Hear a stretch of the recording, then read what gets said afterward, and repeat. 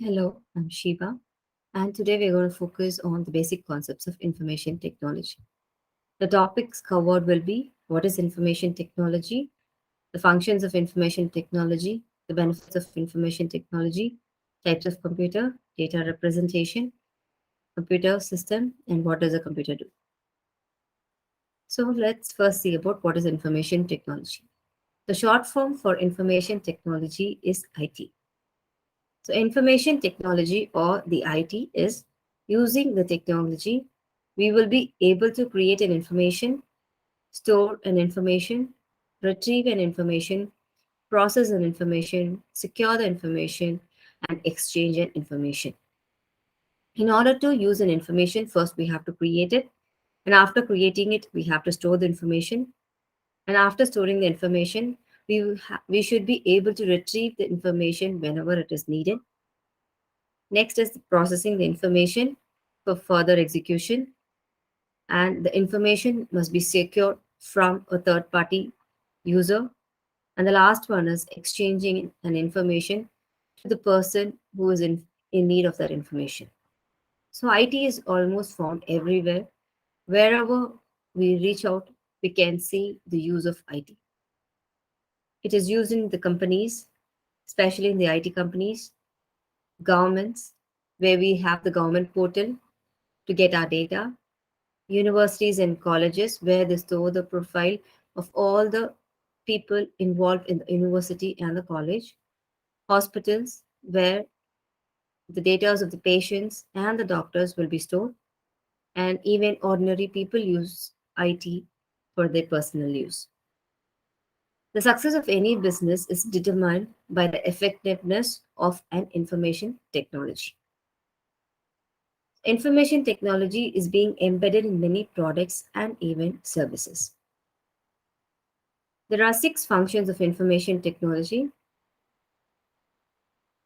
which are as follows: capture, process, generate, retrieve, store, and transmit. So, first is capture. So, capture is nothing but the process of compiling the information which we have got. So, the process of compiling information, we can quote an example as the Amazon website, where the cookies are being accepted to capture the data of each customer's purchases. Next is processing. The process of converting, analyzing, computing, and producing all forms of data and information. There are three forms of processing. First is information processing, where all the text, numbers, or any kind of information is being processed.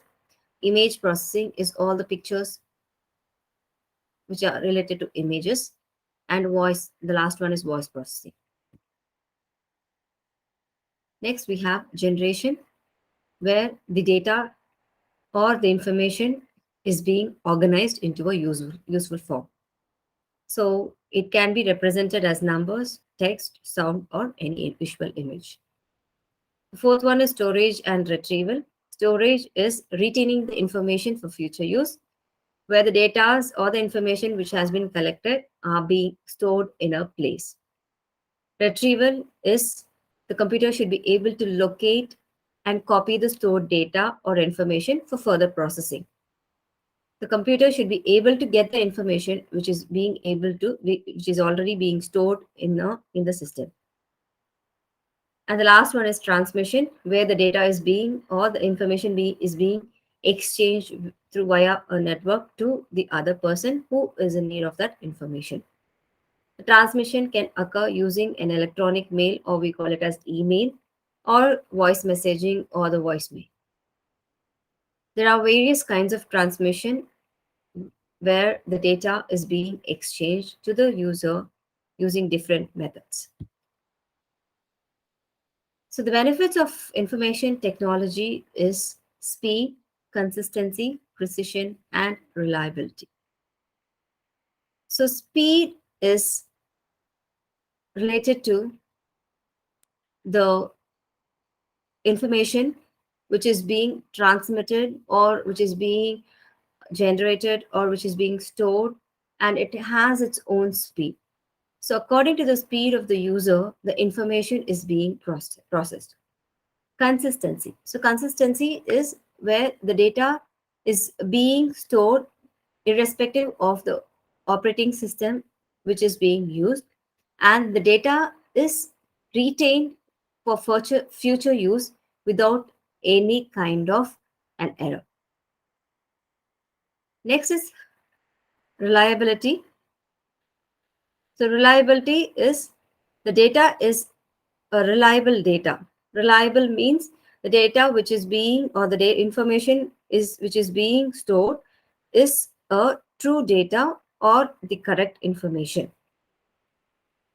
And precision is the quality of being clear or exact. So the data which we store is the clear data or the exact data.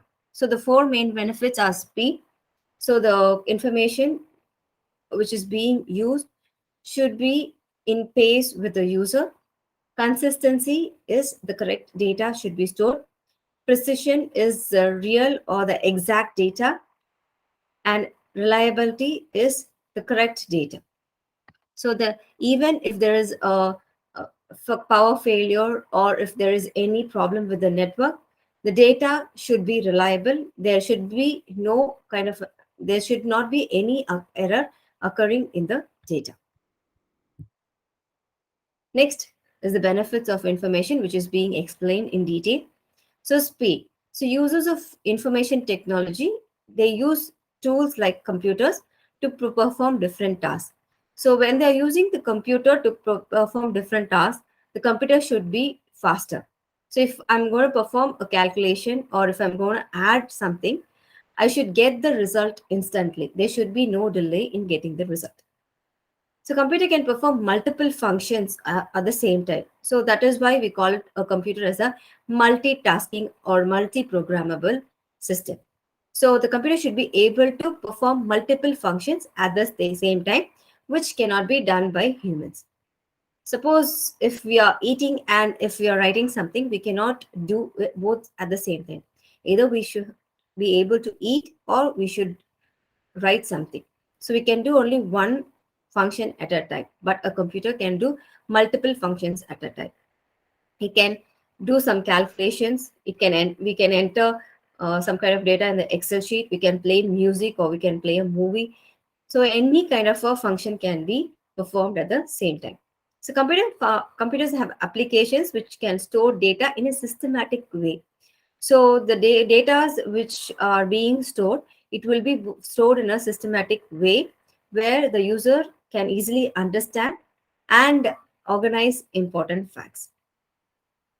Next, organizations, they use internet to interact with their customers in real time and respond to their needs. So the speed of the internet should be fast so that the organization can easily interact with the customers and they can easily respond to the customer needs. So there will be no delay in answering to the customer. Next is the consistency.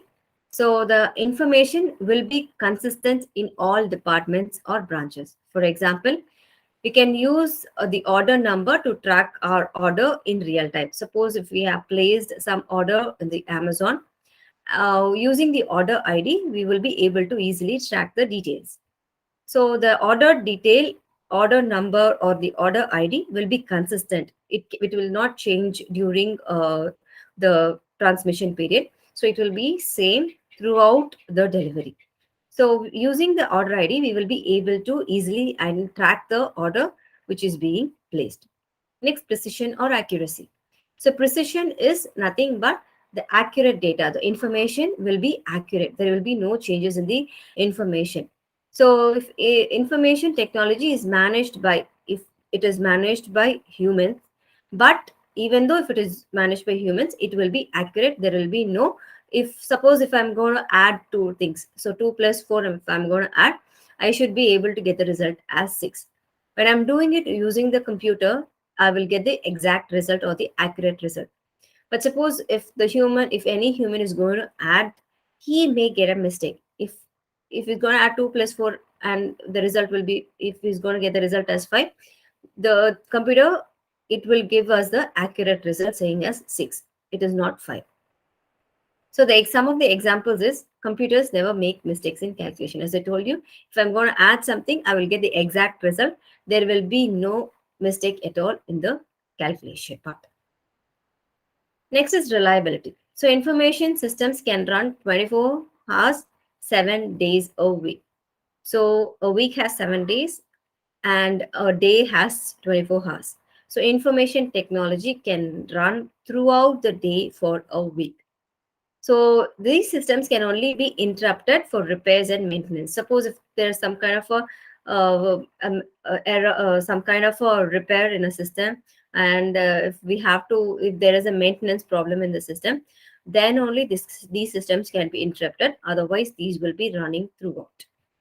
So let's take a simple example of a bank. So this is a financial institution. We all know that bank is a financial institution where the services are needed by the end user on time. Suppose if I'm repaying a loan, I should be able to track the loan details on time in order to pay my EMI on time. So banks use IT systems to deliver services like remote banking. So customers can easily deposit money. Suppose if a customer wants to deposit money and he wants to know the services being provided, he should be able to get the information on time.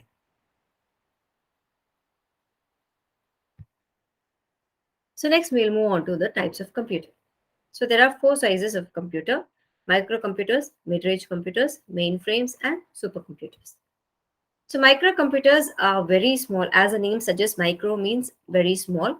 So they are small and relatively inexpensive. So smaller the size and the cost depends on the size. If the size is smaller, it will be less expensive. If it is larger, it will be more expensive.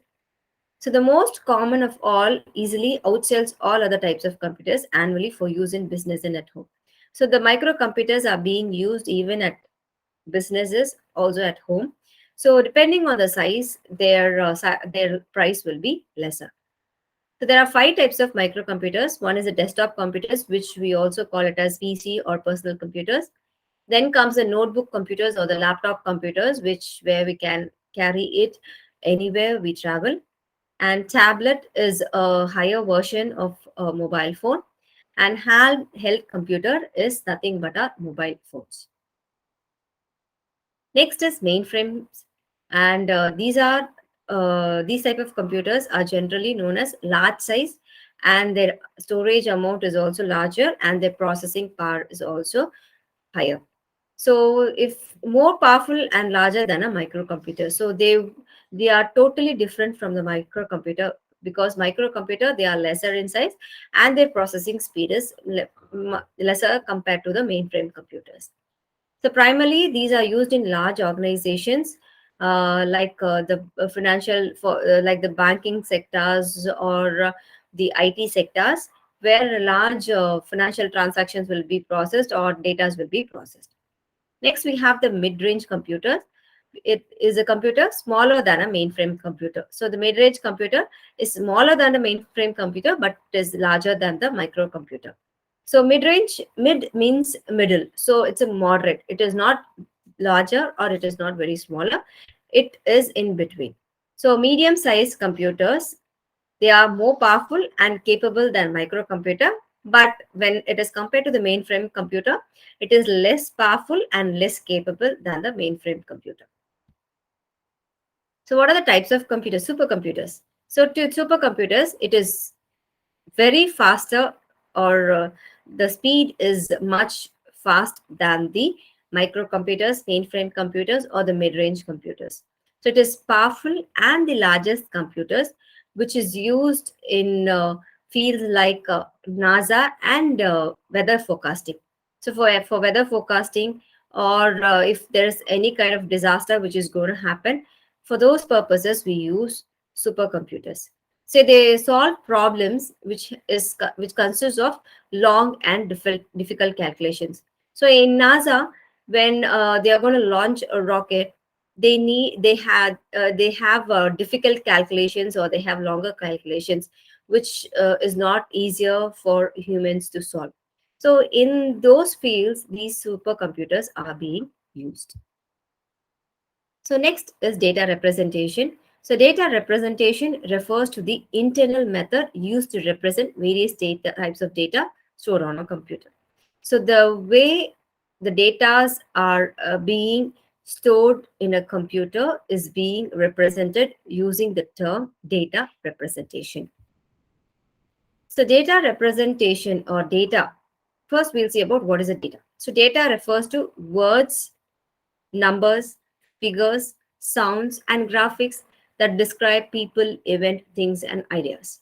So words we know as text, numbers is 0, 1, 2, 3 numbers, or any figures is any kind of a symbol, sounds, what which is a voice, and graphic is the image which will describe a people or the events or things or any idea. So for numbers, we use binary digits or we call it as bits as a short form.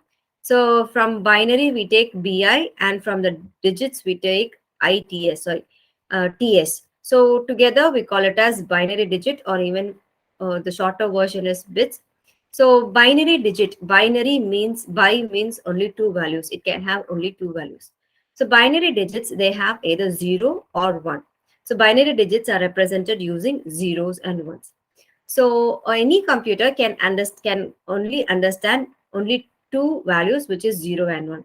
When we type a text or we enter a number, it is converted to a computer or the machine readable language, which is zeros and ones, and it gets processed. And once after it is being processed, when it is viewed by the user, it again will be represented in the human readable form. So a series of 8 bytes. So bits are always used to calculate the size of the information or the data being stored. So the series of 8 bits is called as a byte. So 1 byte is equal to 8 bits. 1 kilobyte is equal to 1024 bytes. 1 megabyte is equal to 1 million bytes. 1 gigabyte is equal to 1 billion bytes, and 1 terabyte is equal to 1 trillion bytes. And we have a lot, or there's an increase in the size of the storage of data, and we have more series of data representation.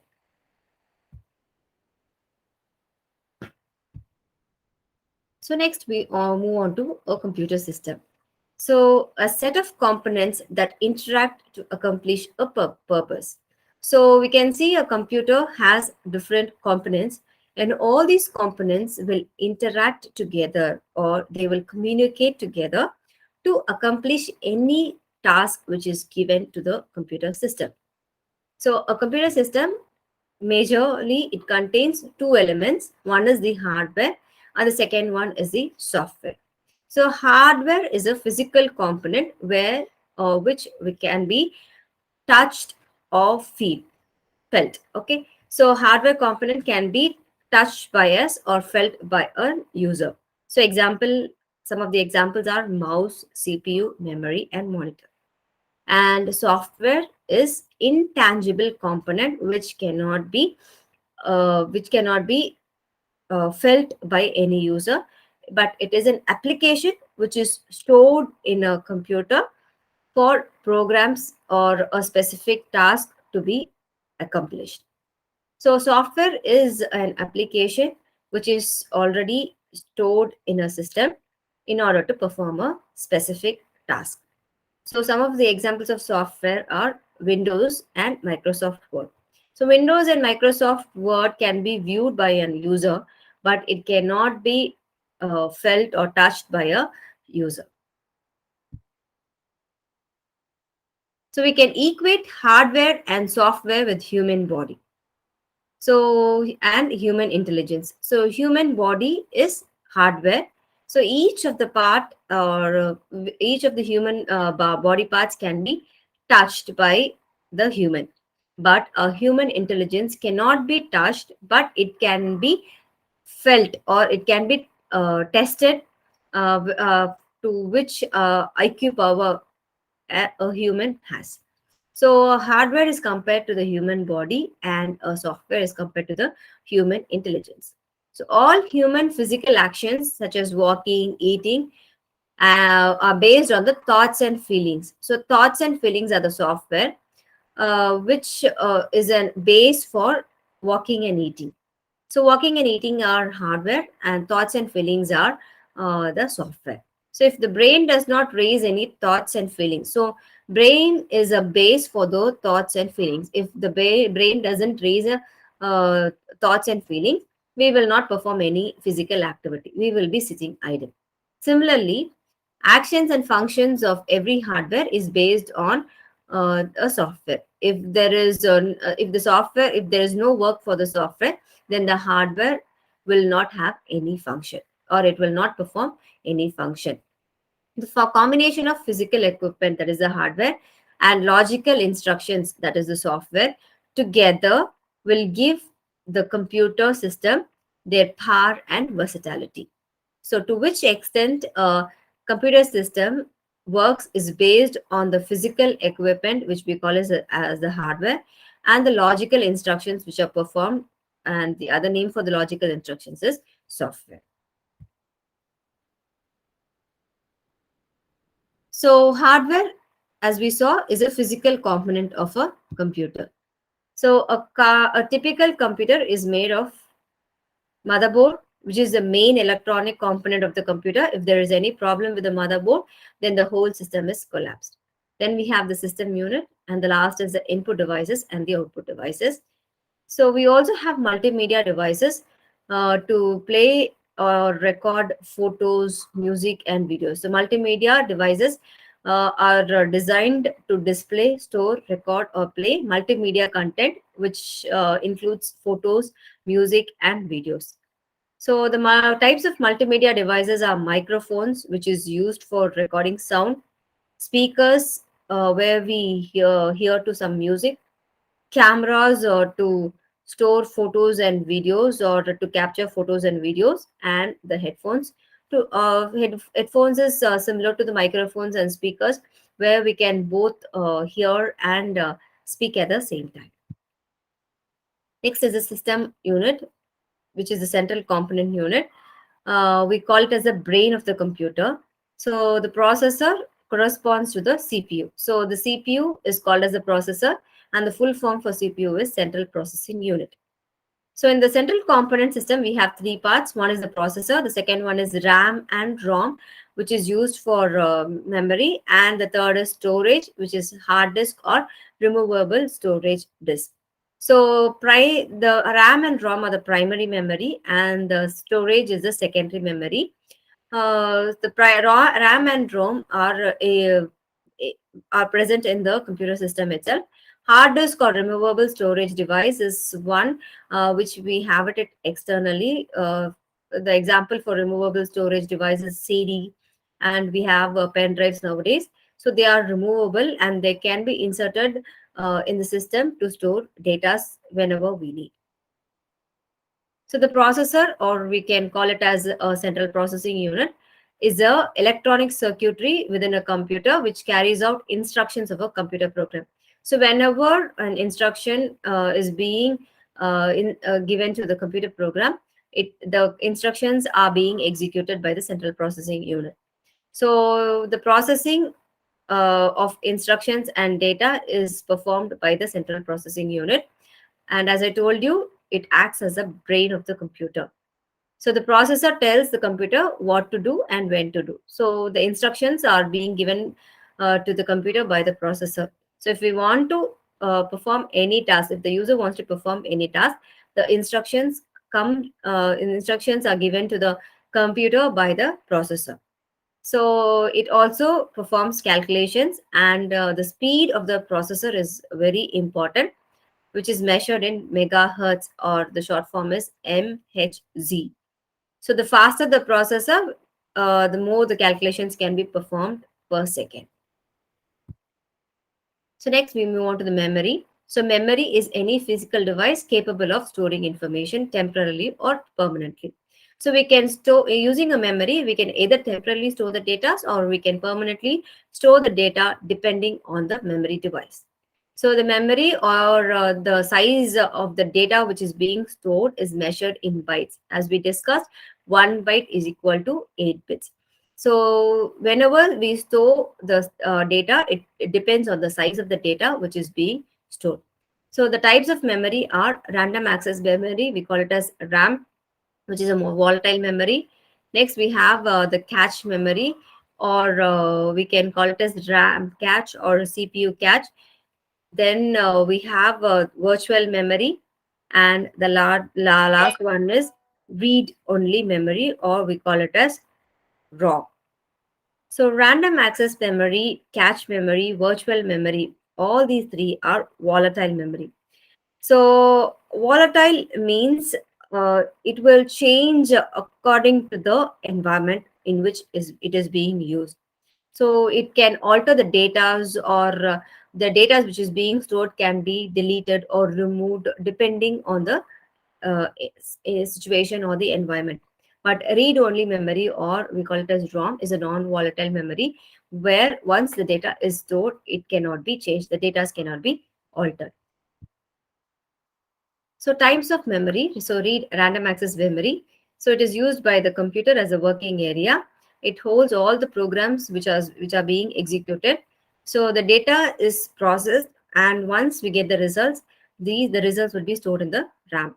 So volatile, as I told you, is the data's contents can be erased if the power is cut. Once, so when we are working on something, for example, if we are working in Word, every once we complete a statement, we always save the data. But if we forget to save the data, if the power is shut down and the laptop gets switched off, then all the data which we have typed will get deleted. So that is an example of a random access memory. So the data can be accessed randomly, and any piece of data can be accessed directly. So it is faster than the permanent storage, and it is totally different from the read-only memory or the ROM. Next, we have the cache memory, or we call it as a CPU memory. So cache memory is another random access memory that a microcomputer or the computer's microprocessor has access. So it is typically integrated directly with the CPU chip or placed on a separate chip. So we have a central processing unit chip. So the cache memory will be integrated with the CPU chip. Integrated means it will be merged with the CPU chip, or it can be placed on a separate chip also. Depending on the type of system we use, it will be integrated. So this is also a volatile memory where the contents will be deleted once the power is cut. Next, we have the virtual memory. So the virtual memory meant the idea of using disk to extend RAM. So if the RAM is full, we can use a virtual memory where the data is stored temporarily. And once we have a permanent memory, if there is a storage in the permanent memory, we have to immediately switch from the virtual memory to the permanent memory. Next is the read-only memory, or the ROM. So once data has been written onto ROM, it cannot be removed or modified. It is permanent. So and it can be used only for reading purpose, and the data cannot be changed, or the instructions which has been written cannot be changed, and we need not change any content at all. So when a power is switched off, there is no need to worry whether the data will be erased or what. The data will not be erased in a ROM even if the power is switched off. So that is why we call it as a non-volatile. So when we compare RAM and ROM, RAM is volatile and ROM is non-volatile. And the other difference is random access memory is we can randomly access any data directly, and also we can perform read and write operation even after the contents have been written into it. But in ROM, we can only read the data once the data has been written. We cannot make any kind of an alteration.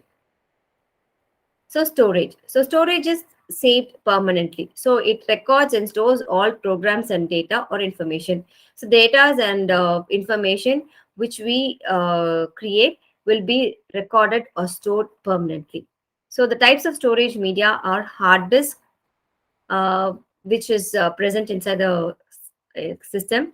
Then we have the optical storage device, for example, CD, DVDs, CD recordable, CD rewritable, DVD rewritable, DVD recordable, CD-ROM. These are some examples of optical storage device.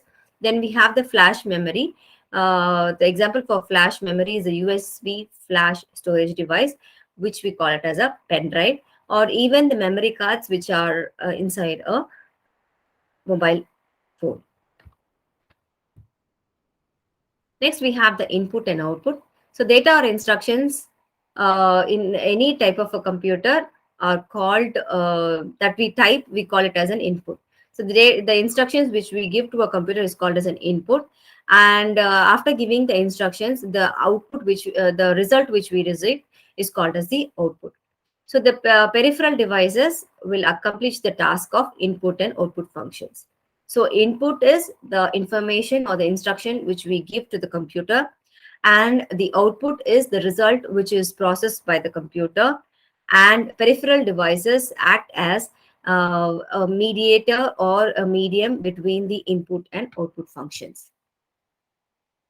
So what are the input devices? So input devices example is keyboard, mouse, touchpad, the pointing stick which we use in a touchpad, the touch screen, scanner. These are some of examples of input devices.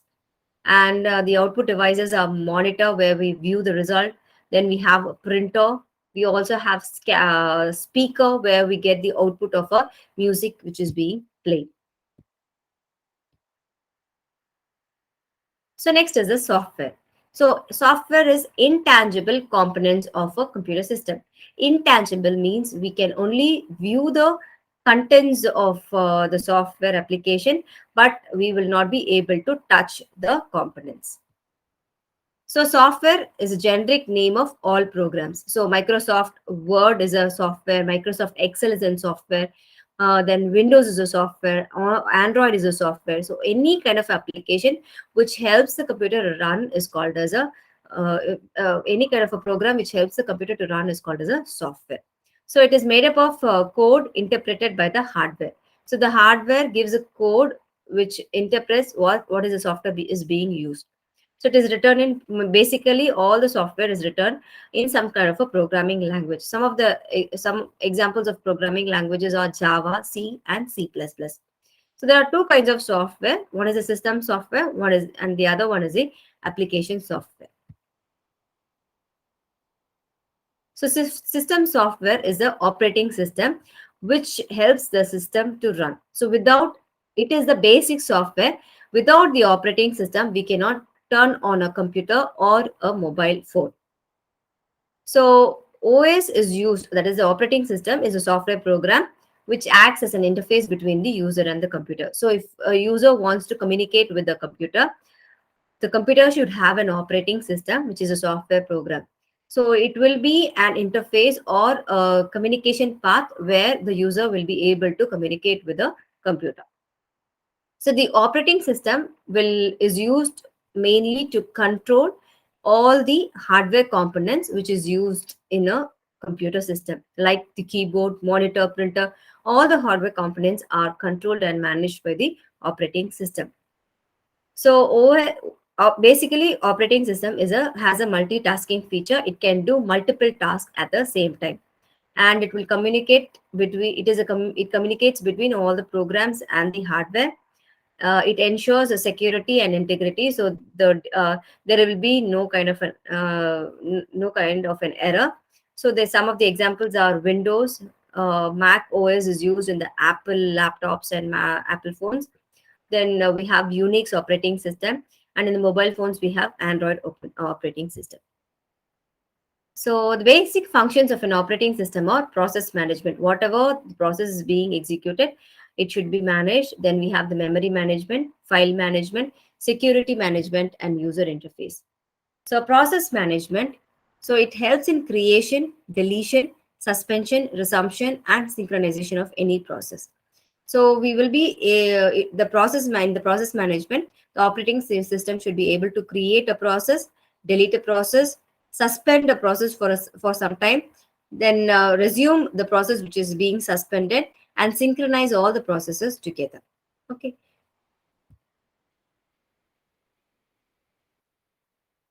So next is the memory management. So it handles allocation and deallocation of memory space. So if there, we all the systems will have some kind of a memory space, and all the memory space is managed by the memory management. So if I want to allocate some program, or if I want to deallocate or remove a program from the memory space, it is handled by the memory management. Next, we have the file management, which is responsible for creation and deletion of files and directories. So we in all the computer systems we have files and directories, and all the files and directories are created and deleted by the file management system. It is also responsible for organizing a file, storing a file, retrieving a file, naming a file, and protecting all the files. So organizing a file, we already know, organizing it in some order, storing all the files which is being created, retrieve the files which are stored in a system, and naming a file which is being created, and protecting all the files from a third party user. Next, we have device management, which manages all the devices of the computer system, including printers and modems. If there's any failure in a device, it will detect the reason for the device failure, and it will notify the same to the user. Next is a security management, where we have a password protected system, uh, against which helps the system against destruction and unauthorized use. So if a system has to be protected from an unauthorized user, it should be protected with some kind of a password, or we have to use some kind of an antivirus system from protecting the system from destruction. So the all the resources and information which is saved in a system should be protected, or guarded against destruction. Next is a user interface, which helps the user communicate with the hardware. It is a bridge between the user and the hardware. So the user will be able to communicate with the hardware using the user interface. We have a graphical user interface, so we can see lots of icons on the desktop. So if I want to access some file or any folder, I will be able to access a file or folder using the image on the icon, or the name of the folder which is being given to the particular folder. So I will be able to easily retrieve the data. So that particular icon is called as a graphical user interface. Next comes the application software, which enables us to perform specific computer tasks. For example, if I want to enter some kind of a text, then I can use MS Word. If I want to perform some kind of a calculation, I need calculator. If I want to if I want to merge all the data which is received from uh, college or a university, I can use a Excel sheet. So all the any kind of a specific computer task is managed by the application software. So some of the examples are MS Word, MS Excel. We have Internet Explorer to search for an information. So anything which a computer wants to do is done with the help of a application software. So thank you, and this is the end of today's session.